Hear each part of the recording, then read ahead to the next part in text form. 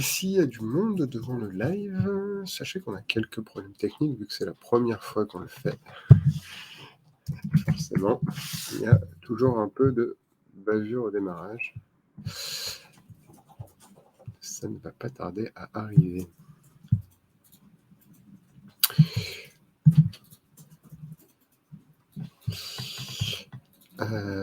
Bonjour Rodin. Ben voilà, 5 personnes. Je prends mes marques gentiment sur l'outil StreamYard et sur LinkedIn en même temps. Bonjour Rodin, bonjour Adrien, ravi de vous recevoir. L'idée, c'est de faire un premier live en fait où on essaie un peu de discuter un peu sur un format antenne libre.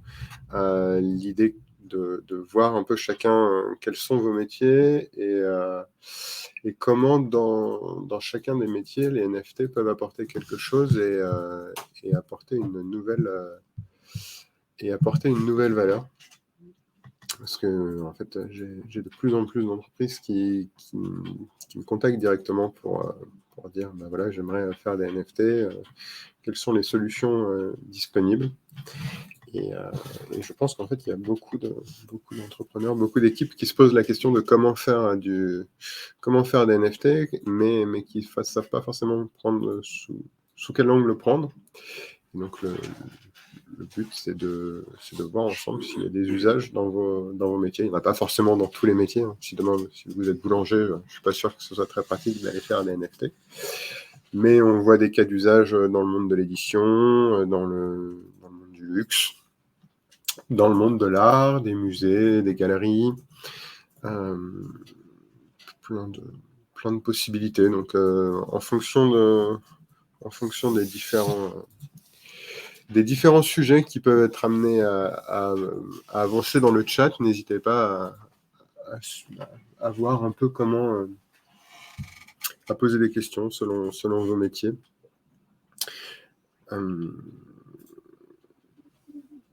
Pour réfléchir ensemble, voir comment ça s'adapte. Je peux vous donner déjà un cas d'usage que beaucoup d'éditeurs s'y intéressent. T'as raison, Adrien. Justement, c'est un peu le premier cas d'usage dont je voulais vous parler. Il y a des choses qui ont déjà avancé dans les NFT qui ont déjà été faites. Je pense notamment, par exemple, à Hachette, le groupe Hachette qui a annoncé qu'ils offraient 50 NFT aux 50 premiers acheteurs d'un livre. Ça permettait de mettre en avant un groupe de personnes et de créer un peu d'envie pour acheter un livre. Moi, par exemple, je discute beaucoup avec une maison d'édition d'édition de BD qui souhaite en fait remettre en avant l'idée des planches. Alors, il faut savoir qu'en fait, les auteurs de BD, je prends ta question, Adrien, et j'y réponds ensuite. Il faut savoir que les auteurs de BD, à l'origine, travaillaient de manière manuelle, avec un crayon, avec de la peinture. Et en fait, ça crée les planches, à savoir la première œuvre qui ensuite est dupliquée pour pouvoir créer les BD et les imprimer. Mais cette première œuvre, en fait, a de la valeur et quelque chose d'émotionnellement fort, je pense, pour les collectionneurs et les fans de la BD. Le problème, c'est que de plus en plus d'artistes utilisent un ordinateur pour créer leur BD. Et donc, qu'est-ce que devient cette première œuvre? Qu'est-ce que devient cette première image qui avait de la valeur à la fois pour les fans, mais aussi pour l'artiste, puisque l'artiste est aussi un moyen pour lui de se rémunérer en ayant ses ventes. Et donc, en fait, là, je discute beaucoup avec une maison d'édition pour faire en sorte que les œuvres, ces premières planches faites sur ordinateur, puissent être des NFT, puissent être mises en vente comme des NFT, par des NFT, pour pouvoir continuer d'avoir cette première œuvre et ne pas perdre ça avec la numérisation. Du coup, Adrien, ta question, c'est est-ce qu'il faut forcément que tout soit en crypto-monnaie? Justement, en fait, nous, dans les services qu'on apporte avec CalArt, c'est tout un ensemble de briques techniques qui permettent de faire des NFT et les rendre simples et accessibles à tous. L'idée, c'est que chacun a son métier, chacun connaît ses clients et sait comment interagir avec eux. Nous, ce qu'on sait faire, c'est interagir avec les NFT et faire en sorte que tout le monde puisse interagir avec eux. Donc, on a mis en place justement des briques techniques qui permettent que pour acheter des NFT, ça se fasse uniquement en euros ou en dollars. Donc, il n'y a pas besoin d'avoir des connaissances en crypto-monnaie, il n'y a pas besoin d'avoir connaissances en wallet, en blockchain, un peu tous les mots-clés qu'on entend à toutes les sauces et on ne sait pas forcément ce qui se cache derrière. C'est bien normal de ne pas savoir ce qui se cache derrière. C'est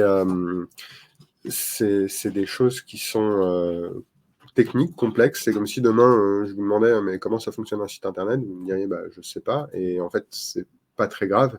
Je pense que derrière les NFT, il faut de la même façon ne pas se soucier de comment ça fonctionne. Il faut qu'il y ait des acteurs comme nous avec CalArt qui fassent la technique, qui la rendent simple et qu'en fait vous puissiez vous concentrer après vous sur vos business models et sur votre façon de connaître à la fois votre métier, vos clients. Et nous, on est là pour interagir avec tout ça. Donc voilà. Donc j'ai vu qu'il y avait Rodin. Est-ce que tu es toi? Est-ce que tu peux nous parler de ce que tu fais toi dans la vie? Est-ce que tu as déjà eu des usages sur les NFT?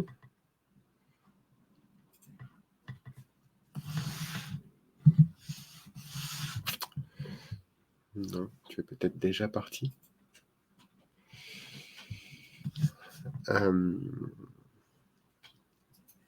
C'est un peu particulier parce que du coup, avec mon outil, j'arrive pas à savoir qui est là et qui n'est pas là. Donc,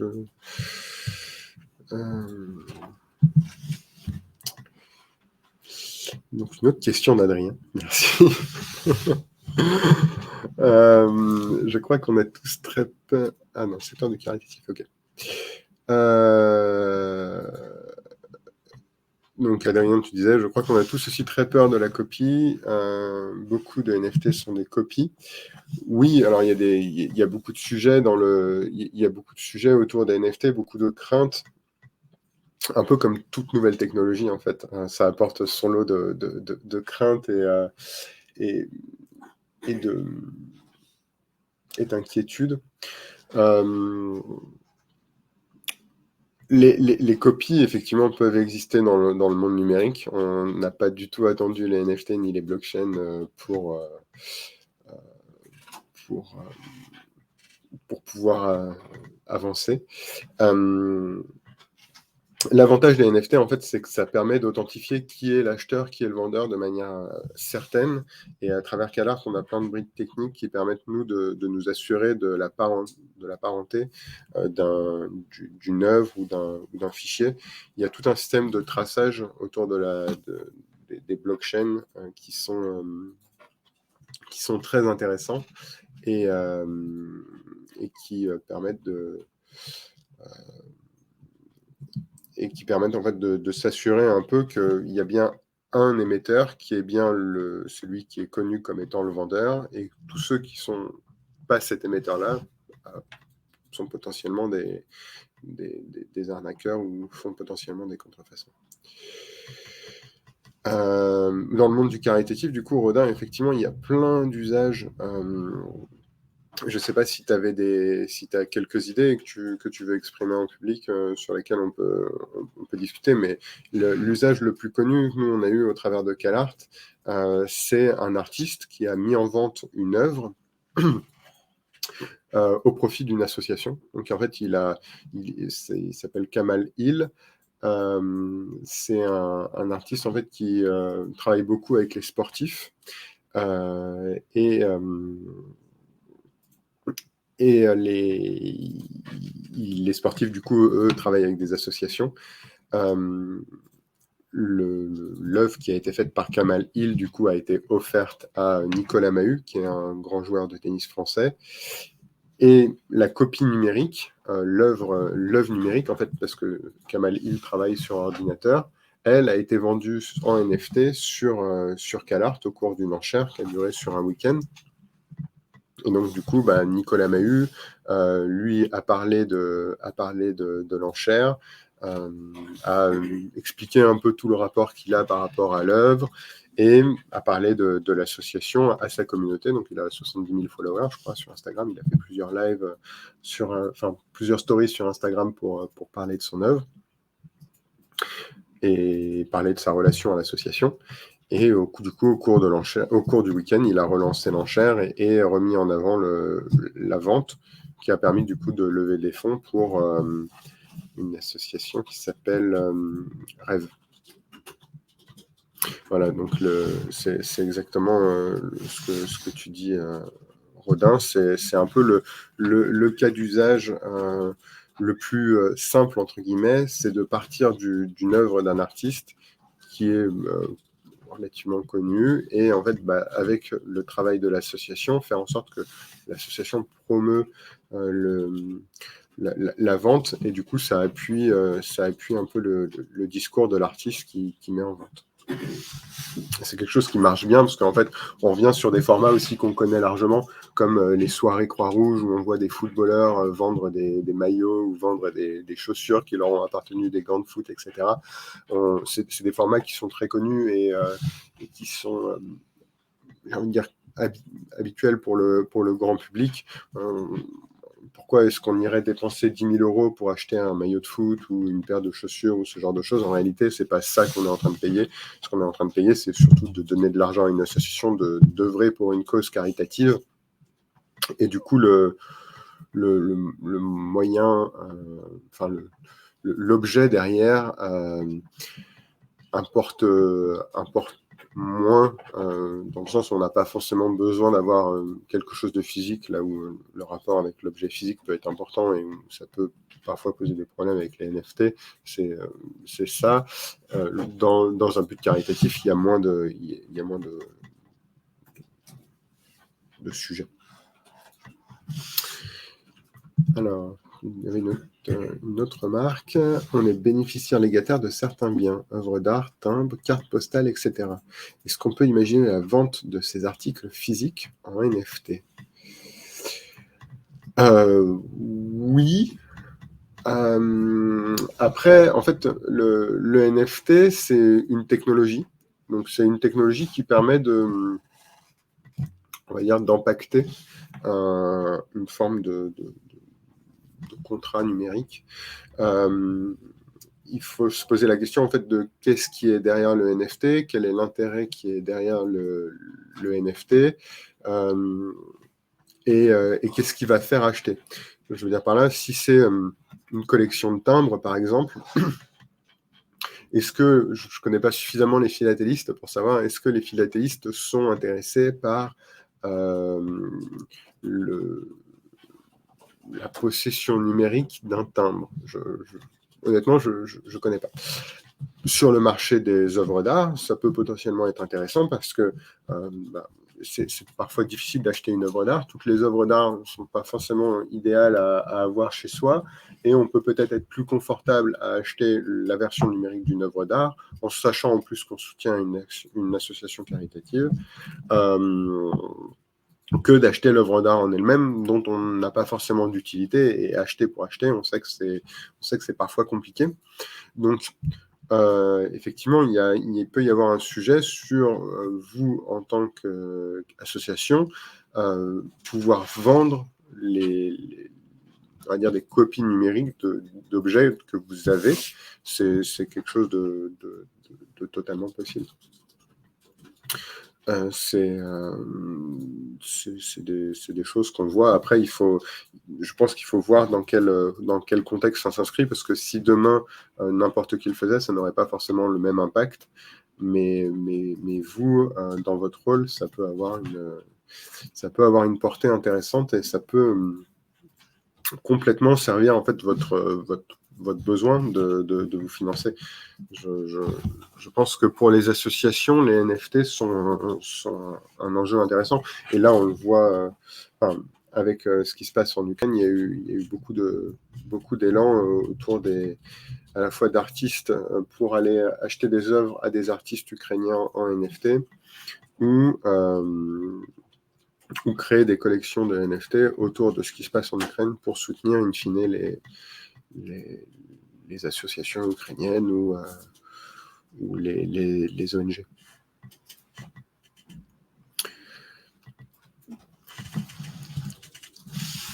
Je ne sais pas si ça a répondu complètement à ta question. Nous, comme autre use case qu'on a déjà rencontré par ailleurs en dehors du monde associatif, mais on peut y revenir si tu as d'autres points au fur et à mesure, Rodin. On a un bijoutier qui nous a approché et qui nous a demandé comment en fait on pouvait avoir des NFT dans le monde des bijoux, et surtout que lui est dans un monde très particulier, il est dans un monde de la bijouterie sur mesure, c'est-à-dire que les clients viennent avec l'idée d'un bijou et c'est lui qui le réalise. La complexité qu'il a dans l'expérience utilisateur, c'est que ses clients le payent avant qu'il n'ait le bijou, parce que forcément il faut acheter les matières premières. Donc, ils demandent une avance et donc en général, les clients sortent de la boutique en ayant payé, mais en n'ayant rien. Et là, en fait, les NFT amènent quelque chose parce qu'il va pouvoir donner le modèle 3D.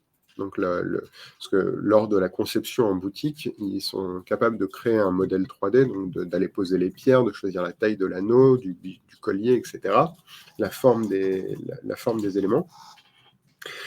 Et donc, ils ont un fichier 3D qui est prêt, qui est fait. Et donc, en fait, ce qui va se passer, c'est qu'il va donner ce fichier 3D sous forme de NFT à son client.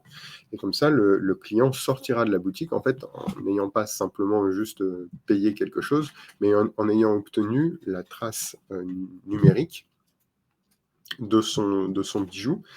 Et cette trace numérique sera confortée par un deuxième NFT qui sera l'équivalent du bijou, avec le modèle 3D, les photos du bijou et toute la description technique, la composition en termes d'or, de carats, etc., des différentes pierres précieuses. À la fin, quand le bijou sera réellement créé. Donc le client, lui, ça lui permet d'avoir vraiment un suivi numérique de son objet, là où jusqu'à présent, on a essentiellement beaucoup de papier et peu de numérisation.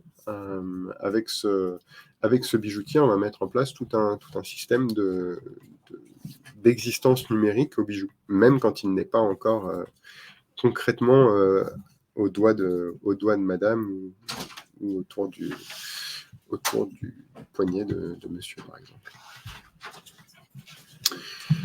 Alors, je reprends ta question, Rodin, supplémentaire. Rodin, on est aussi en droit de certaines œuvres reproductibles, type design de chaises ou droit de musique. J'imagine donc un système de redevance une fois qu'une œuvre est consommée ou utilisée virtuellement dans le métaverse. Un peu comme la musique dans le monde réel, mais le lien entre métaverse et NFT n'est pas encore clair dans mon esprit. Oui. Alors, le lien entre NFT et métaverse, il existe. Il n'est pas obligatoire, mais ceci dit, il existe. Le point est de dire que dans le métaverse, donc qui est un univers, pour résumer, un univers virtuel. Alors des métaverses, il pourra y en avoir plein. Il y a plein de sociétés qui se lancent dans la création de métaverses. La plus connue étant Facebook, enfin Meta.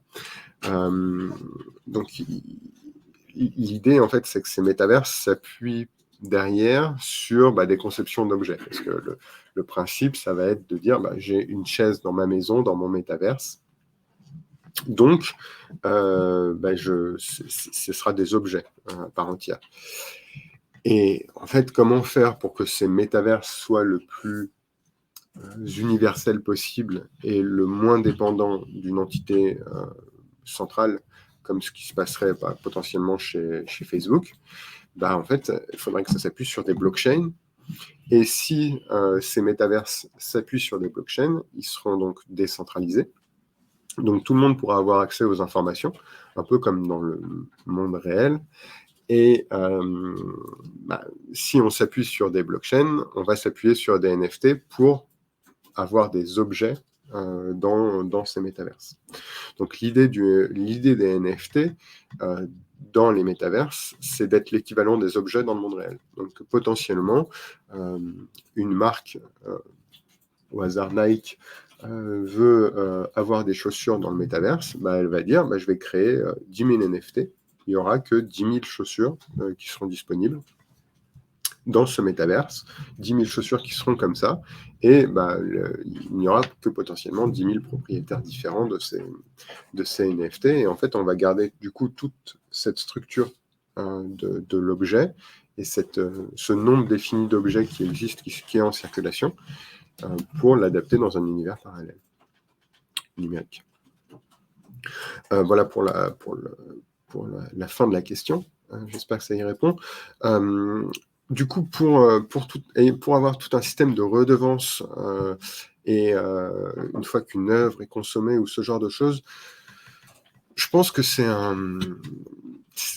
un cadre, pour le coup, qui est plus compliqué. Il est possible. Les NFT, en réalité, s'adossent sur des technologies qui sont très, très, très, très personnalisables. Et on a potentiellement une infinité de types de NFT qui peuvent exister. Et il n'y a aucun problème à dire que les NFT peuvent faire ça. Parce que, en fait, les NFT, c'est derrière du code. Donc, le code, on sait qu'on peut lui faire n'importe quoi. C'est une question de temps, c'est une question d'usage, mais à la fin, on y arrivera. Donc oui, les NFT pourraient être utilisés pour percevoir des redevances sur des designs, sur des droits. Ceci étant, je pense que ça ne viendra pas ni au cours de l'année, ni, à mon avis, pas forcément l'année prochaine, mais peut-être plus à moyen long terme. C'est des usages qui nécessitent en fait des mouvements d'écosystèmes complets. Et pour l'instant, l'écosystème autour de la musique, par exemple, ne fonctionne pas du tout autour des NFT. Et imaginer qu'il arrive à prendre la place des majors actuels qu'on voit dans l'univers de la musique, c'est certainement pas en un claquement de doigts que ça va se produire. Ceci étant, il y a déjà des choses qui se passent autour des NFT et de la musique. Par exemple, il y a la plateforme Pianity, je crois, qui est une plateforme française, qui permet la vente de musique en NFT. Je connais pas forcément tous leurs usages et toute leur façon de faire sur l'aspect des redevances, mais je pense que tu peux aller voir comment ça fonctionne de leur point de vue. Ils sont sans doute un peu plus experts que moi sur ce point-là. Sur l'idée d'un design de chaise, pareil, je pense que ça nécessite une prise de conscience d'un écosystème complet, parce qu'aujourd'hui, le système de droit d'auteur ou de brevet ou ce genre de choses n'est pas du tout dématérialisé. Au contraire, il est hautement... on en est encore à devoir envoyer des lettres pour pouvoir déposer des brevets et ce genre de choses. Donc, on n'est pas dans un monde qui est numérisé pour l'instant, et je pense que pour y arriver, ça prendra énormément de temps. Par contre, quelque chose qui existe déjà grâce à la blockchain et qui me fait un peu penser à cette idée de redevance, c'est le concept de droit de suite, qui est un concept qu'on connaît beaucoup dans le marché de l'art. C'est-à-dire qu'en fait, il y a un artiste qui crée une œuvre. Cet artiste qui crée son œuvre la vend une première fois. Jusque-là, tout va bien, il récupère l'ensemble de l'argent de sa vente. Mais qu'est-ce qui se passe quand le premier acheteur revend l'œuvre à nouveau ? En fait, le premier acheteur pourrait récupérer 100% du prix de vente, mais il y a aussi un système qui s'appelle le droit de suite, qui permet de dire que sur l'argent que l'acheteur numéro 1 va toucher, le créateur de l'œuvre va lui aussi toucher de l'argent. Donc, par exemple, nous, sur CalArt.io, c'est un montant qu'on a fixé à 10% de la transaction. Donc, quand le acheteur numéro 1 vend à l'acheteur numéro 2, il y a 10% de la transaction qui sont reversés au créateur. Et ça, en fait, ça crée un peu un système de redevance où, à chaque fois qu'il y a une transaction autour d'une œuvre, le créateur continue de toucher de l'argent. Et c'est particulièrement intéressant sur plein de cas d'usage. On l'a vu notamment, par exemple, avec Quentin Tarantino, qui avait annoncé qu'il voulait vendre le secret, un secret de tournage du film Pulp Fiction. Et en fait, pour lui, ce qui était potentiellement intéressant, c'était pas forcément que la première vente lui rapporte énormément d'argent, mais plus que chaque personne qui a le secret le revende à quelqu'un d'autre. Et en fait, d'une part, ça crée une chaîne de qui sont les connaisseurs du secret et comment le secret peut... et du coup, ça crée un peu ce club très renfermé, très, très resserré de personnes qui connaissent le secret de Pulp Fiction. Mais en même temps, lui, ça l'intéressait parce que, en fait, l'idée, c'est que le secret puisse voyager et qu'il continue d'être rémunéré, qu'il continue de toucher une part de la valeur de ce secret à chaque fois qu'il est transféré à quelqu'un d'autre. Et il y a plein de cas d'usage comme ça. Dans le monde de l'art, c'est très clair et on voit facilement que c'est intéressant pour un artiste qui est peut-être peu connu au début, mais qui va gagner en réputation au fur et à mesure. Mais du coup, les acheteurs spéculeraient potentiellement sur sa cote et du coup, ça serait potentiellement un peu frustrant pour l'artiste au début d'avoir vendu son œuvre pas assez cher, en se disant bah oui, mais si je la vends pas assez cher, bah du coup il y a de l'argent, il y a des gens qui vont se faire de l'argent sur mon dos par rapport à ce que j'aurais créé 1, 5, 10 ans plus tôt. Mais avec ce concept du droit de suite, on continue de toucher de l'argent à chaque revente, enfin l'artiste continue de toucher de l'argent à chaque revente, et si son œuvre prend de plus en plus de valeur, bah, en fait, tant mieux pour lui, c'est aussi une bonne chose pour lui, parce que lui continuera d'être intéressé à ce qui se passe.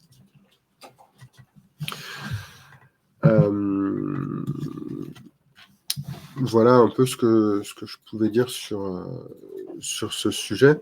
Je pense que dans les choses qui sont facilement activables par rapport aux idées que tu avais, Rodin, c'est la collaboration avec un artiste qui reverse un pourcentage, enfin, qui reverse le prix de la vente d'une œuvre à une association. C'est ce qu'on voit le plus fréquemment, et ça ne se fait pas forcément qu'avec des artistes. C'est, comme je le disais, des choses qu'on voit même à l'échelle d'entreprise ou à l'échelle de groupes, comme la Fédération française de football qui fait une vente au profit de la Croix-Rouge.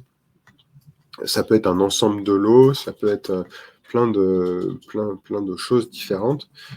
Et là, le gros avantage qu'on a avec CalArt, c'est qu'en fait, on a déjà une plateforme qui est prête pour ça, calart.io, qui va permettre de...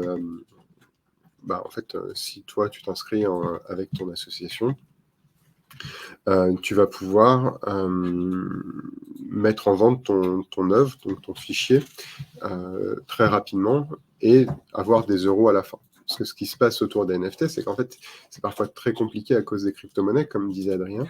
Et si en fait, toi, demain, tu crées une vente en NFT et qu'à la fin, tu as, je vais dire n'importe quoi, même un Ether aujourd'hui, je crois que les cours ont monté, mais les cours fluctuent beaucoup. Par exemple, ils étaient à 4 000 euros il y a peut-être...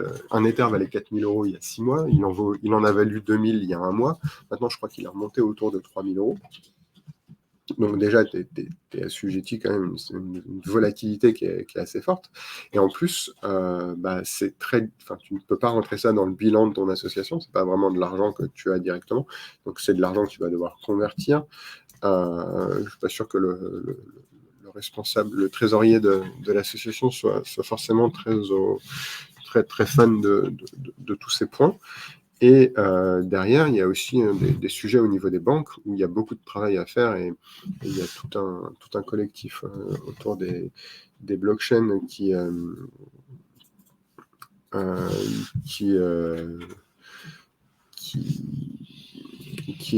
demandent en fait aux banques de favoriser les flux provenant des exchanges, parce que c'est très compliqué en fait de recevoir de l'argent converti depuis de la crypto-monnaie. Il y a des vérifications à faire, notamment sur le sujet du blanchiment d'argent, qui sont assez complexes.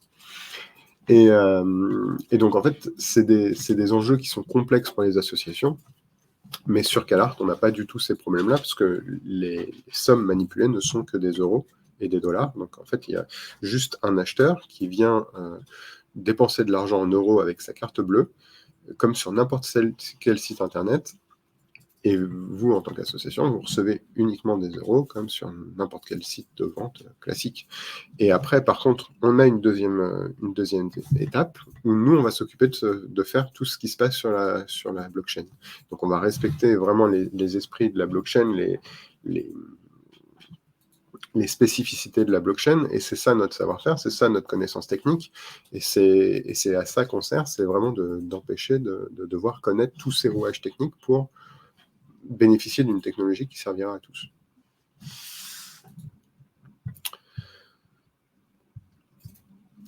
Voilà.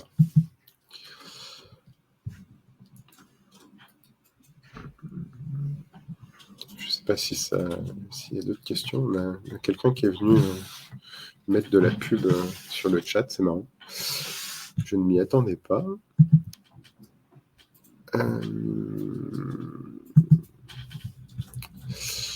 Je ne sais pas si... Je ne peux même pas le supprimer, c'est dommage.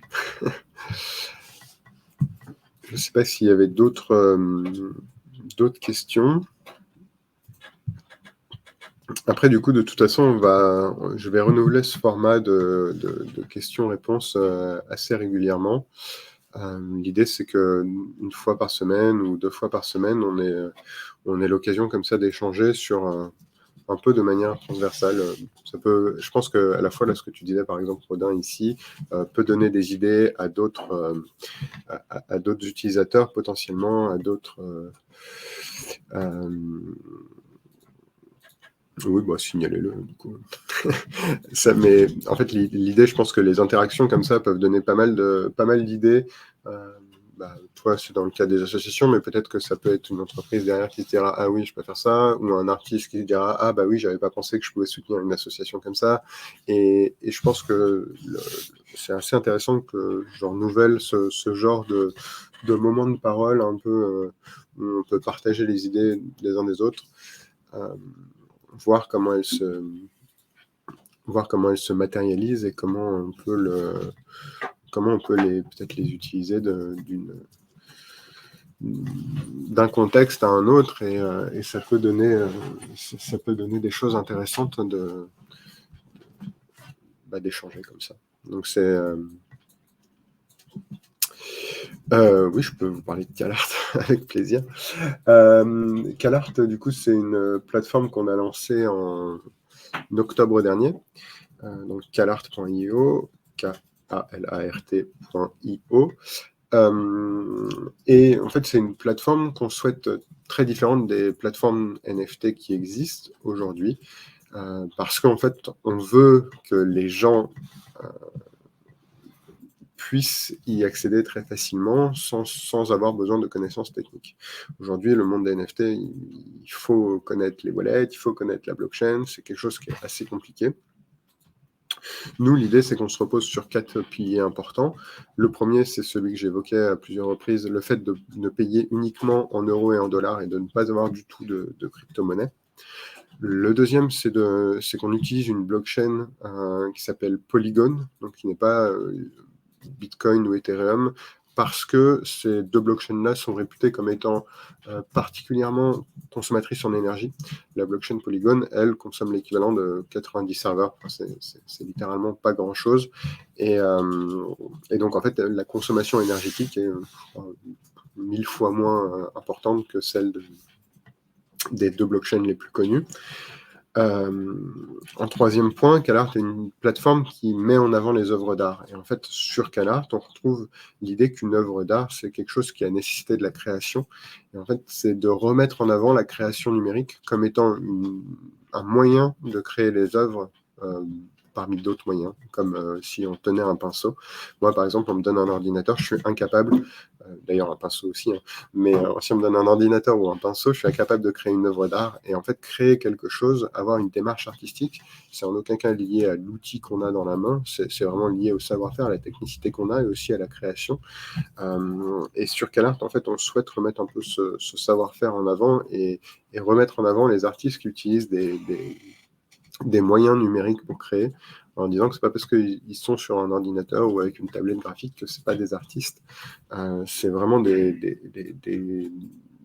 artistes à part entière qui devraient pouvoir vendre leurs œuvres comme n'importe quel artiste, même s'ils ont cette spécificité de créer sur un ordinateur.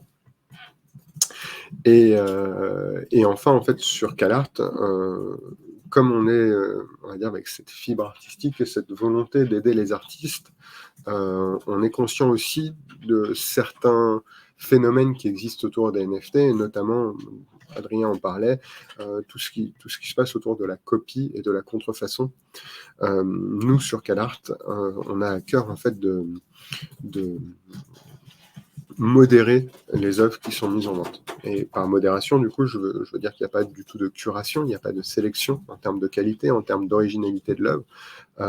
Par contre, il y a un travail sur est-ce que cette œuvre appartient bien à la personne qui la met en vente. Et donc, on fait des recherches d'antériorité, des recherches de paternité sur les œuvres pour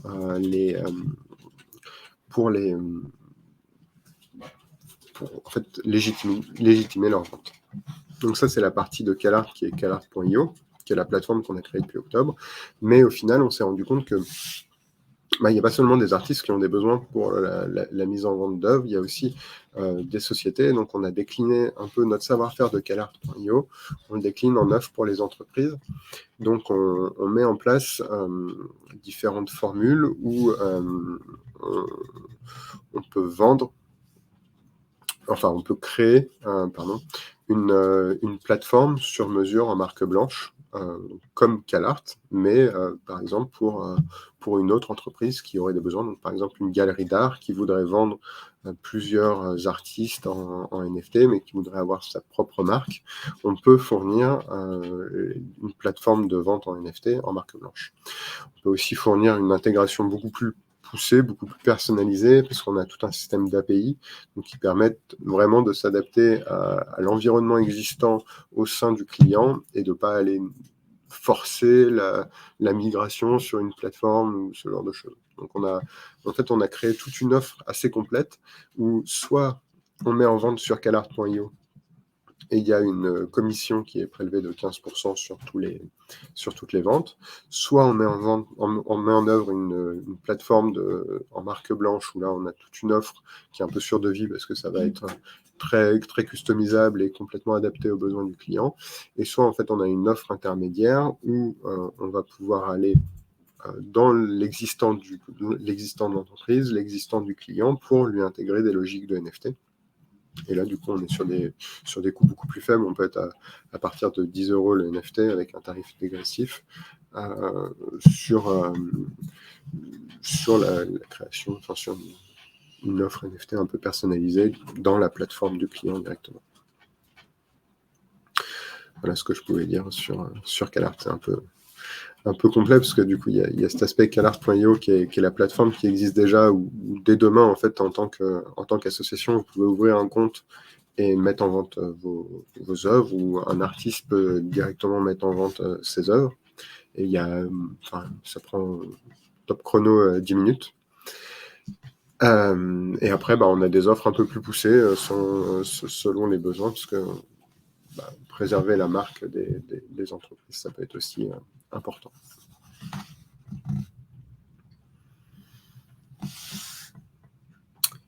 Voilà.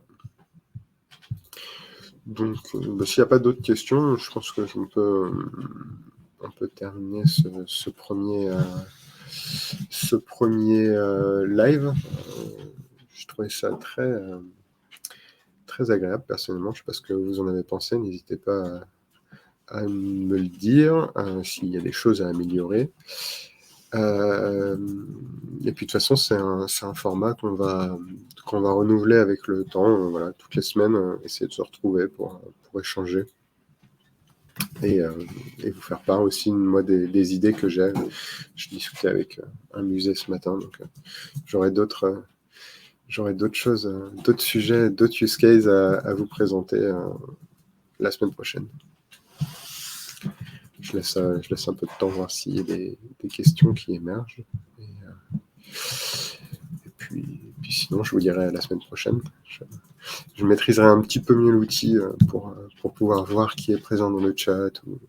J'ai même vu que je pouvais mettre de la musique, donc ça se trouve, la semaine prochaine, vous aurez de la musique pour accompagner ma voix quand il y a des petits moments de blanc. Je vais me lancer là pour la peine. On va voir. Si ça rend pas bien, je m'excuse.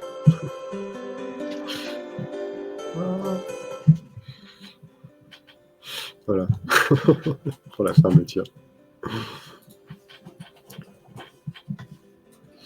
Bonne journée à tous. Bon appétit parce que ça va bientôt être l'heure de manger. Et puis à la semaine prochaine. Au revoir.